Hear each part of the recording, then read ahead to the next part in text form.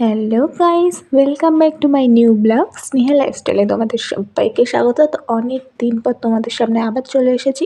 আর sorry তোমাদের সবাইকে এতদিন আমি ব্লগ দিতে পারিনি, কারণ এই কদিন একটু ব্যস্ত ছিলাম আর পরীক্ষা ছিল, অনেক চাপ ছিল, সেই জন্য রেগুলার ব্লগ দিতে পারিনি। কিন্তু আশা করছি এখন থেকে রেগুলার ব্লগ চলে আসবে। তো আমি পড়তে গেছিলাম ঘুম থেকে উঠে, তারপরে দেখো এসেই বিছনা টিছনা গুছিয়ে নিচ্ছি।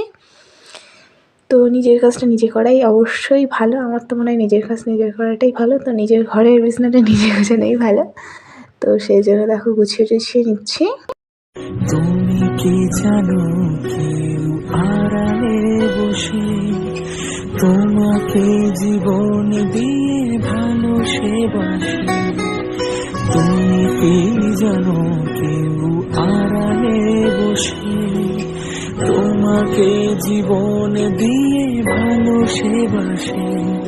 তার মনের যত কথা, তার গোপন প্রেমে ব্যথা, তার মনের যত কথা, তার গোপন প্রেমে ব্যথা। তো বিছনা টিছনা গোছানো পুরো কমপ্লিট। এবার তারপরে গরম গরম ভাত মা মেখে দিয়েছিল, আলু ভাতে দিয়ে একটু খেয়ে নিলাম। তো তারপরে মা বললো ফ্রিজে মাছ আছে, তো মাছটা একটু জলে ভিজিয়ে রাখলাম। আর ফ্রিজের মধ্যে দেখো কিচ্ছু নেই, কেন নেই কী নেই আমি জানি না, হয়তো ফ্রিজ পরিষ্কার করেছিল সেই জন্যই হয়তো নেই। আর আমার গলাটা একদম ভাঙা বাঁশের মতন হয়ে গেছে, একটু ম্যানেজ করে নিও। তো তারপরে এই মাছটার নামটা বোধহয় তেলাপিয়া না লাইল্যান্ডিকা, কিছু একটা হবে সামথিং, আমার ঠিক কথা মনে নেই।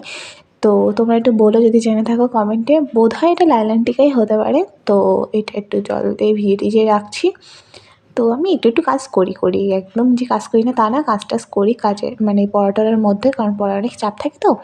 তো তারপরে দেখো আমি চান টান করে নিয়ে তারপরে একটু ক্রিম একটু হালকা একটু ক্রিমটা মাখাচ্ছি। দেখো ক্রিম মাখছি না তো, মানে যুদ্ধ করছি মুখের সাথে।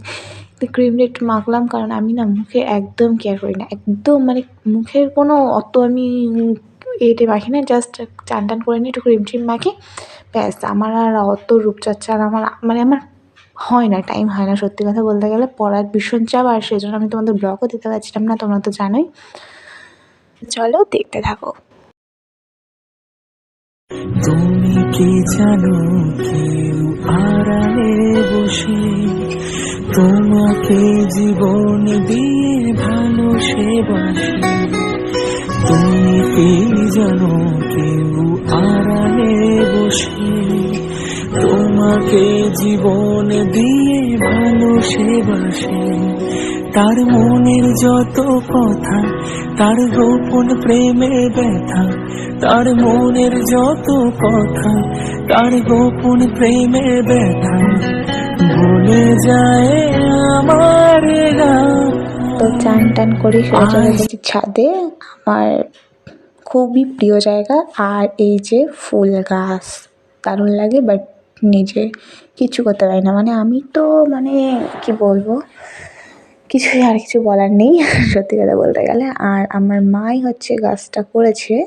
তো সত্যি কথা বলতে গেলে অত ফুল টুল কিছুই নেই ছাদে, কারণ মানে পরিচর্যা করার লোকের অভাব। একমাত্র মাই গাঁদা ফুলগুলোই মানে বেশ ভালো দেখি হয়েছে, গাঁদা ফুলগুলো ছাদে।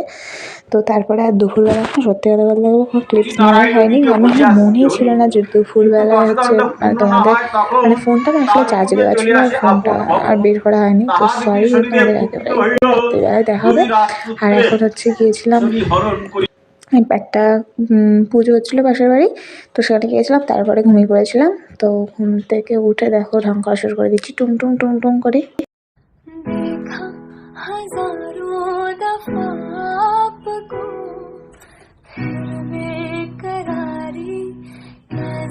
তো একটু ঢং টং করে নিলাম সন্ধেবেলায়, যেহেতু এখন ফাঁকা আছে, পড়াশোনার চাপ অত নেই, তো সেই জন্য এসব করা। আর রাত্রির বেলা দেখলেই তো মাছের ঝোল আর পিঠের তরকারি দিয়ে কপ করে খেয়ে নিলাম। খেয়ে দিয়ে নিয়ে এবার শুতে হবে, খুব ঘুম পেয়ে গেছে। তো আজকের ভিডিওটা এই পর্যন্তই। ভালো লাগলে তোমরা প্লিজ লাইক করে দিও, সাবস্ক্রাইব করে দিও আমার চ্যানেলটা। Tata, good night.